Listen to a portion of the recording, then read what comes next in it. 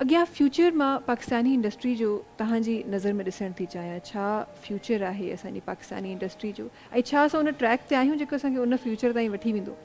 Industry हुजे, technology हुजे, youth हुजे या कुछ भी हुजे, Pakistan is a very resilient country. ऐं तव्हां वटि यंग जेके जनरेशन आहे who is a very high percentage of the population. जी जी। पाकिस्तान जो फ्यूचर अल्हम्दुलिल्लाह ब्राइट आहे and Pakistan is here to stay. Common ते वक्त ईंदा आहिनि, ऊंच नीच हमेशह हर इंस्टीट्यूशन इंडिविजुअल मुल्कनि जी ज़िंदगी में हूंदी आहे, पर उन में को डिप्रेस या डिजेक्ट या होपलेस थियण जी ज़रूरत न आहे।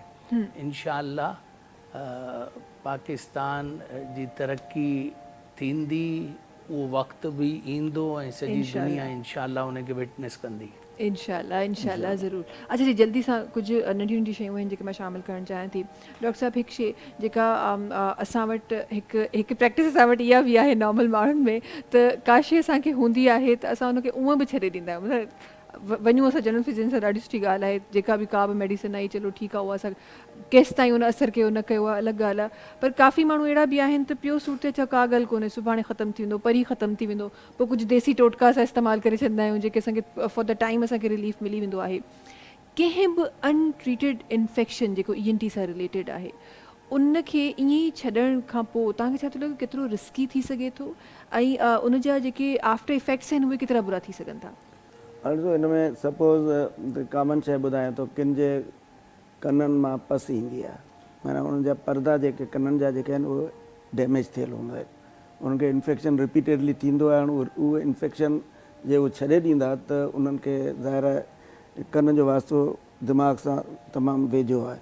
हिकिड़ी तमामु हल्की बोन हूंदी आहे जंहिंजे थ्रू हूंदो, मतिलबु उहा पार्टीशन हूंदी आहे, त जेकॾहिं तव्हां उनखे छॾे ॾींदो त ज़ाहिर उहो पस तव्हांजे ब्रेन में बि वञी सघे थी, हिकिड़ी ॻाल्हि।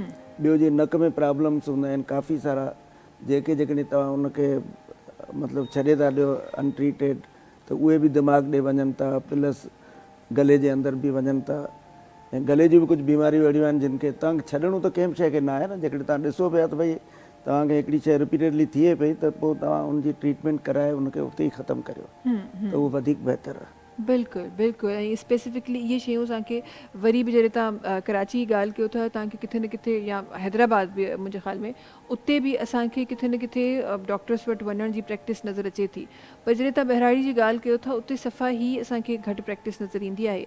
वरी उन खां पोइ डॉक्टर साहिबु, हिकु शइ जेका मां वधीक शामिलु करणु चाहियां थी प्रोग्राम में, त जॾहिं बि तव्हां बहिराड़ी जी तरफ़ वेंदा आहियो या नंढनि शहरनि जी तरफ़ वेंदा आहियो, उते माज़रत सां जेके हॉस्पिटल्स हूंदा आहिनि या क्लिनिक्स हूंदा आहिनि, हाइजीन जो ख़्यालु किथे बि कोन नज़र ईंदो उहा आहे तमामु असांखे। ग़लति ॻाल्हि आहे। ॾिसो, उन लाइ त उनजे लाइ हिकिड़ो सिस्टम असांजो ठहियलु आहे, पर उहो सिस्टम वरी उहा ई सही ॻाल्हि, इम्प्लीमेंटेशन जेका आहे उहा तमामु ज़रूरी आहे। छा जेके ॾिसो, हींअर मुंहिंजी क्लिनिक आहे, उनमें ऐं जेका बि शइ यूज़ करियां, मूं वटि स्टेलाइज़र आहे, असां स्टेलाइज़र सां उन मां शयूं कढी यूज़ कंदा आहियूं। हर शइ प्रॉपर तरीक़े सां माण्हुनि जो पंहिंजो सेंस हुजणु खपे त भई आउं पेशेंट खे डील पियो करियां, त उहे शयूं जेके असां यूज़ करियूं उहे प्रॉपर साफ़ थियल हुजनि, सुठियूं हुजनि।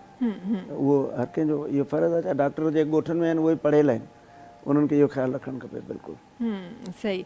अच्छा, हिकु आख़िरी ॻाल्हि जेका प्रोग्राम में मां तव्हांजी तरफ़ अची मां शामिलु करणु चाहियां थी, त अॼु डायरेक्टर दादा भाई हिकु जेको तव्हांखे मिलियल आहे tag, what is the best part of being a director of such industry, such company, such group of companies? The best part is that you need to thank Allah for all His mercy and blessings. पर मां तव्हांखे हिकिड़ी ॻाल्हि ॿुधायां, को बि achievement without sacrifice या without responsibility या without share of service achieve न थींदो। इहो हिकिड़ो सफ़र आहे, ऐं those who want to achieve something have to go through the mill. इहो जेकॾहिं माण्हू सोचे जो overnight you can achieve anything, पर anything worthwhile in life requires sacrifice. That's the long and short of the जी मैसेज। जी बिल्कुलु बिल्कुलु। अच्छा कॾहिं कॾहिं there is another part of the story also, कॾहिं कॾहिं तव्हांखे हूअं ई मिली वेंदो आहे न, कॾहिं कॾहिं विरसे में तव्हांखे मिली वियो, कुझु थी वियो, but to run that same thing with the same speed तव्हांखे वरी बि सेक्रीफाइस करिणो आहे। सो सेक्रीफाइस इज़ समथिंग जेको हर जॻह ते हुजिणो आहे। इन में मुंहिंजो चवणु एतिरो आहे जो तव्हां बि विटनेस कयो हूंदो, हिकिड़ी जनरेशन ठाहींदी आहे स्ट्रगल करे, वरी हिकिड़ी जनरेशन उन खे मेंटेन कंदी आहे, ऐं पोइ कुदरत जो साइकिल अहिड़ो आहे जो थर्ड जनरेशन में उहो डाउन स्लाइड अची वेंदो आहे। जी पर ठाहिणो हुजे, मेंटेन करिणो हुजे, या उन खे ग्रोथ जी तरफ़ माण्हू वठी वञे, all of it needs lot of hard work, True. dedication and sacrifices. बिल्कुलु ईअं ई आहे। अच्छा जी अॼोके एपिसोड जो टाइम ख़तम थी वियो आहे। थैंक यू सो मच तव्हांजो असां सां It's गॾु very हुजण जे kind of लाइ। you.